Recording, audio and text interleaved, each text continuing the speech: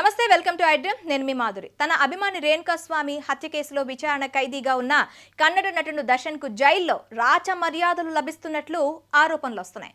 దీనికి సంబంధించి సోషల్ మీడియాలో వైరల్ అయిన కొన్ని ఫోటోలు అనేక అనుమానాలకు తావిస్తుంది. ఈ ఆరోపణలకు బలం చేకూరుస్తూ తాజాగా ఓ వీడియో సైతం బయటకు రావడం మరింత సంచలనంగా మారింది.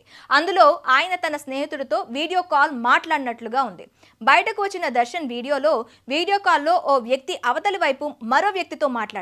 మధ్యలో దర్శన్ చేతికి ఫోన్ ఇచ్చి పక్కకు జరిగినట్లు వీడియోలో కనిపిస్తుంది.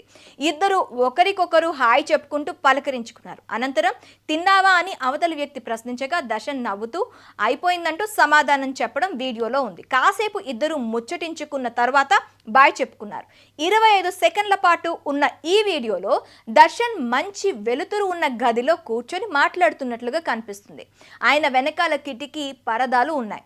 వాటి కుక్కేలకు దుస్తులు వేలాడుతున్నాయి. అతి దారుణంగా జరిగిన మర్డర్ కేసులో హీరో దర్శన్ ప్రస్తుతం బెంగళూరులోని పరప్పన్ అగ్రహార సెంట్రల్ జైల్లో విచారణ ఖైదీగా ఉన్నారు. జైల్ బ్యారక్ నుంచి బయటకు వచ్చి స్నేహితులతో కూర్చొని కాఫీ సిగరెట్ తాగుతున్న చిత్రం బయటకు వచ్చింది.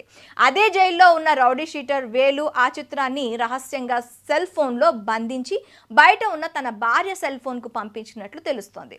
ఈ ఫోటో వైరల్గా మారడం బెంగళూరు పోలీసులకు తలనొప్పిగా మారింది. దీనిపై అనేక అనుమానాలు వ్యక్తమవుతున్నాయి. జైల్లో నిందితుడు దర్శన్కు రాచమర్యాదలు లభిస్తున్నాయనే వార్తలు ఒక్కసారిగా గుప్పమన్నాయి.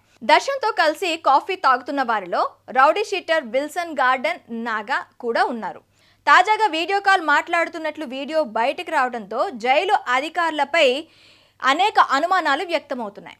జైల్లో హీరో దర్శన్ రాజభోగాలు అనుభవిస్తున్నాడని సోషల్ మీడియాలో రచ్చ కావడంతో డీజీ మాలిని కృష్ణమూర్తి విచారణకు ఆదేశించారు. సీసీ కెమెరా ఫుటేజ్లో ఇతర నిందితుల విచారణ అనంతరం తనకు నివేదిక ఇవ్వాలని ఆమె ఆదేశాలు జారీ చేశారు.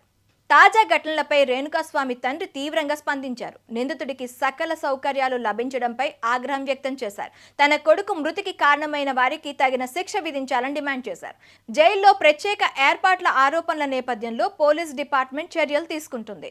ఈ వ్యవహారంతో సంబంధం ఉన్న 7 పోలీసుల అధికారులను ప్రస్తుతం సస్పెండ్ చేసినట్లుగా తెలుస్తోంది.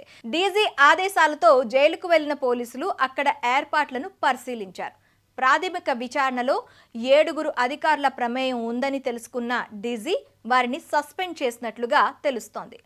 దీనిపై మరింత దర్యాప్తు జరిపి భద్రతా లోపాలు సవరిస్తామని పోలీసులు తెలిపారు.